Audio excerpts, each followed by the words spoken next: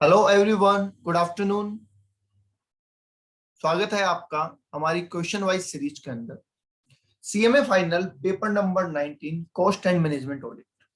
इसके अंदर हम मॉड्यूल में जितने भी क्वेश्चन आपके दे रखे हैं उनको पेज नंबर वाइज आपको सोल्व करवा रहे हैं और यूट्यूब पे वो आपको पेज नंबर सर्च करने से भी मिल जाएंगे। आपको लिखना है CMA final cost audit page number this, तो आपके सामने वो क्वेश्चन आ जाएगा, जिससे आपका टाइम बचेगा और आपकी स्टडी बहुत अच्छे से हो पाएगी।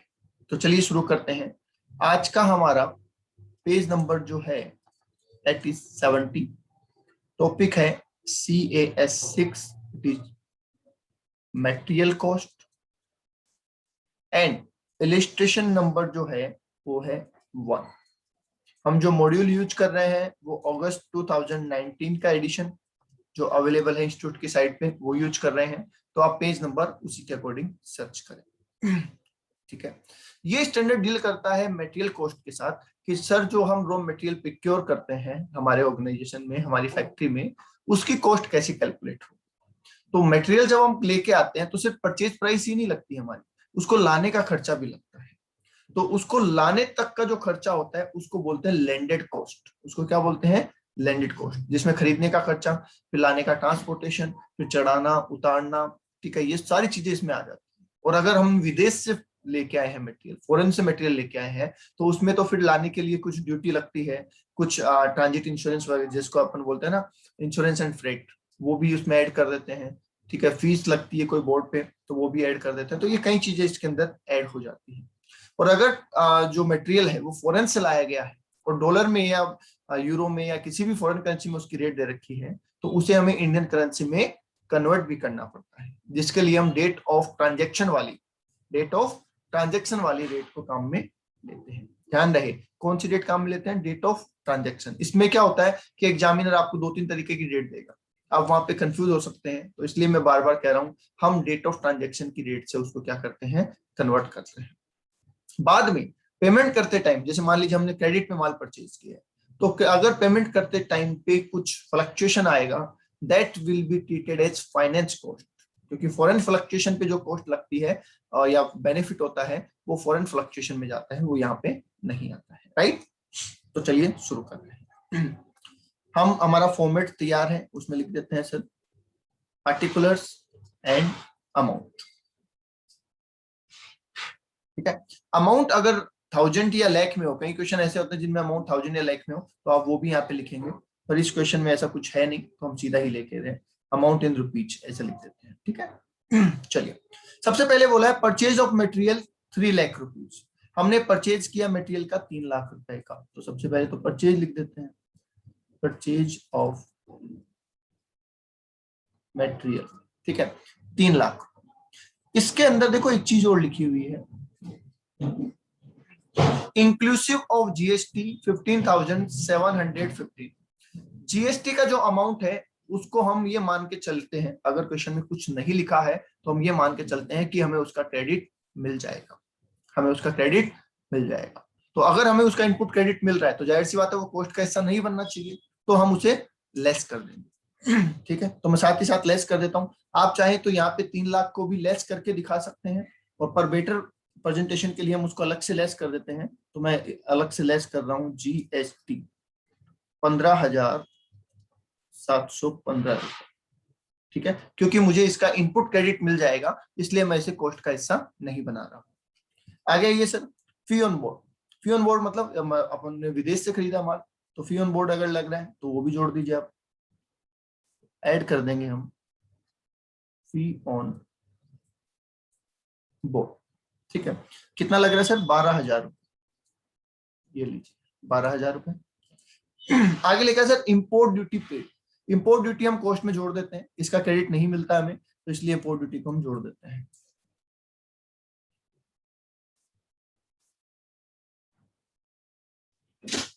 ठीक है, आपने कस्टम में पढ़ा होगा ना, किसका क्रेडिट मिलता है किसका नहीं मिलता, वो सब आपने वहां पढ़ा होगा। इंपोर्ट ड्यूटी को हम ऐड करते हैं क्योंकि उसका क्रेडिट हमें नहीं मिलेगा।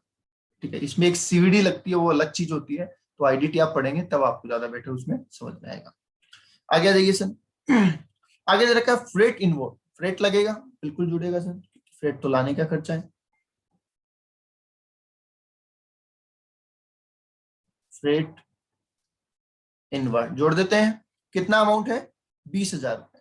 लो जी, 20,000 रुपए हम एड ऑन कर देते हैं। ठीक है, आगे आ जाइए sir. Insurance paid for import by sea, मतलब इंश्योरेंस इन ट्रांजिट है, तो ये भी जुड़ जाएगा।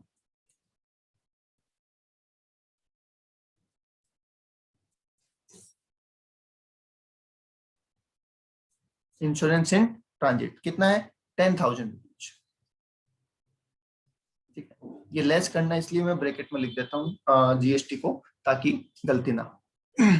आगे लिखा है सर रिबेट अलाउड। क्या ये एक्सपेंसेस है हमारा?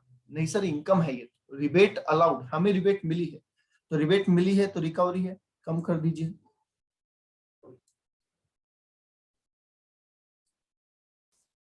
ठीक है, ये भी ध्यान रखना है, कई बच्चे क्या करते हैं एग्जाम में थोड़ा जल्दबाजी बहुत कर देते हैं और सारी चीजें बोले सब जो लगा सब जोड़ दो, जोड़ देते हैं रिबेट को। रिबेट मिली है हमें, तो मिली है तो हमें तो कम करना है उसको, कॉस्ट रिड्यूस होगी हमारी। ठीक है, आगे आइए। आगे लिखा है सर कैश डिस्काउंट, ये इंपॉर्टेंट पॉइंट है। कैश डिस्काउंट तो स्पेशली लिख लीजिए नॉट डिडक्टेड। क्यों नहीं डिडक्ट किया जाता? देखिए कैश डिस्काउंट हमें मिलता है ज्यादा जल्दी पेमेंट करने के लिए, फॉर प्रॉम्प्ट रिकवरी के लिए क्या होता है, वेंडर हमें ऑप्शन देता है और हम उसको अगर कैश पेमेंट करते हैं तो वो हमें कैश डिस्काउंट देता है।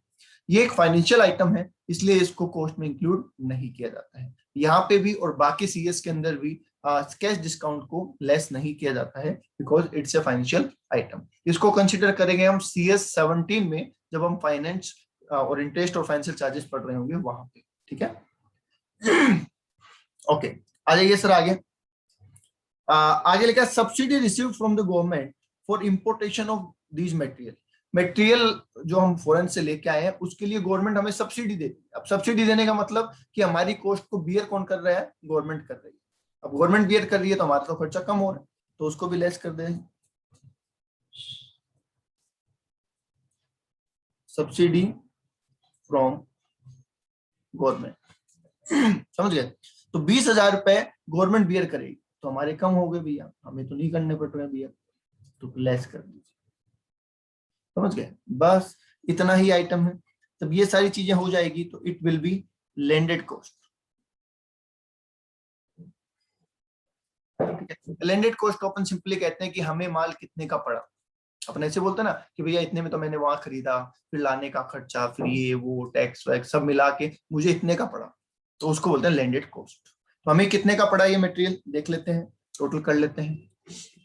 जैसा मैंने आपको बताया कि आप सारे क्वेश्चन में टोटलिंग वगैरह खुद करेंगे, आंसर देख के या इसी और किसी तरीके से ना करें।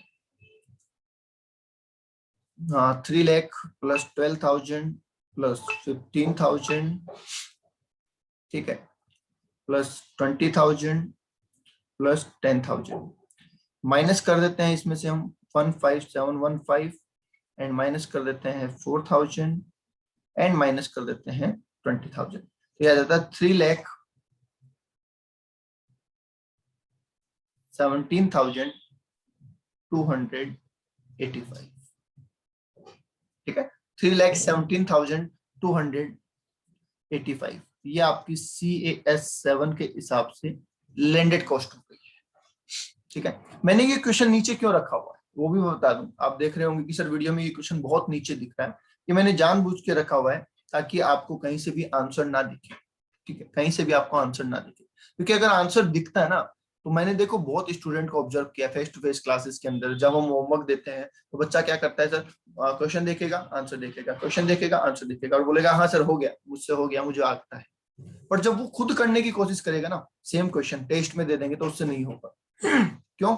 क्योंकि अगर आप आंसर सिर्फ मैच कर रहे हैं तो आपके माइंड में तो समझ में आ रहा है कि क्या हो रहा है, पर आपको फॉर्मेट बनाने का तरीका नहीं आ रहा, आपकी लिखने की हैबिट नहीं हो रही, तो एग्जाम में आप सही से प्रेजेंट नहीं कर पाएंगे, सॉल्व नहीं कर पाएंगे अगर आपने हाथों से उसे सॉल्व नहीं किया है।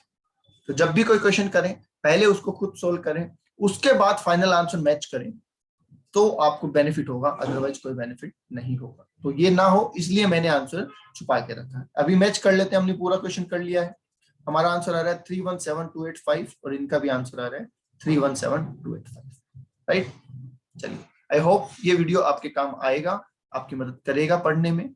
ऑल द बेस्ट, अच्छे से पढ़ें, अच्छे मार्क्स गेन करें। वीडियो को लाइक कर दें अगर आपको बात समझ में आ गई हो हमारी तो, और दोस्तों के साथ शेयर भी करें। कमेंट करेंगे तो और भी अच्छा लगेगा। Thank you so much.